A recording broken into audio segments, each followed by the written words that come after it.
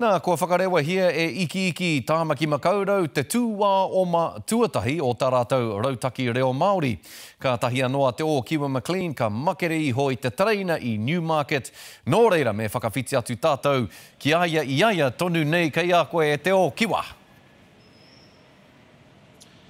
Tēnā koe Scotty, ai no ka tahi anoa hau ka makere i te treina reorua tuatahi o tēnei whenua. Me te aha pārekareka katoa te whakarongo atu ki tō tāua reo Māori e pāororo ana i runga i ngā treina o Tāmaki Makaurau. I nā rā kua 8 tau tēnei kaupapa e wānanga tiana.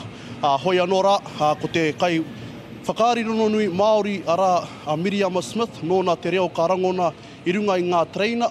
Hoi anō rā e hoa, ko te mea nui e whakatairanga tiana tō tāua reo i roto i te hapori. Tika, e mea nui tēnā te o Kiwa nā, ka pēhea nei te nui o te reo e whakapāhotia ai e rāngona ai rānei rungi i ngā treina nei.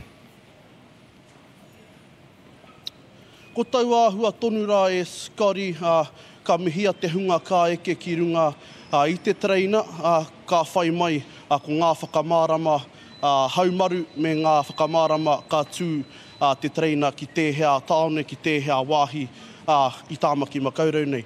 Hoi anō rā no te rangi nei i kōrero ai ahau ki te kaitaka wāinga Māori o Auckland Transport, hei tāna e whakapono nui ana ia ka whanake ake te taha ki te whakahua i te reo Māori.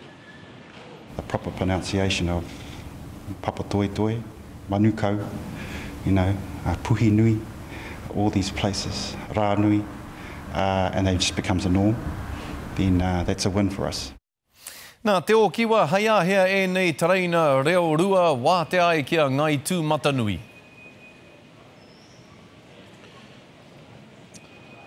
Hei a pōpō tonu ka tūwhera ngā treina nei ki te hārake-rake.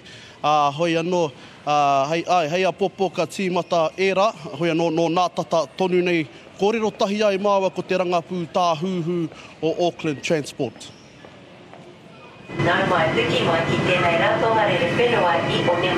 We have 20 million people that use trains every year. The more people that, become used to hearing Te Reo, the more it normalises the use of Te Reo for our children and for the rest of the community and the visitors that visit New Zealand. Ka mutu koe nei tonu te tūā o mā tuatahi o te kaupapa whānui kia reo Māori, reo rua katoa ngā waka kawe tāngata o Auckland Transport. Ka mutu, kua tātaitia e Auckland Transport te hunga ka piki ki runga i ngā treinga rā atu rā mai. Nō reira tōna tikanga ka rongo te 20 miriona tāngata i te reo Māori e haruru pai ana i runga i a tātou treina. Nā kona, ko te aronga, mai kona, ko te aronga kia whānui ki atu te toro ki ngā pahi o tira ki ngā poti. Scotty. Ka pai e tō Kiwa, me piki koe ki rungi i te treina e hoa, ke hoki mai koe ki te mahi nei, are mahi tonu hei whakaoti mau i tēnei rā e hoa, hoki mai marungi i te treina reo rua e hoa. Tēnā koe te o Kiwa, mihi ana kia koe.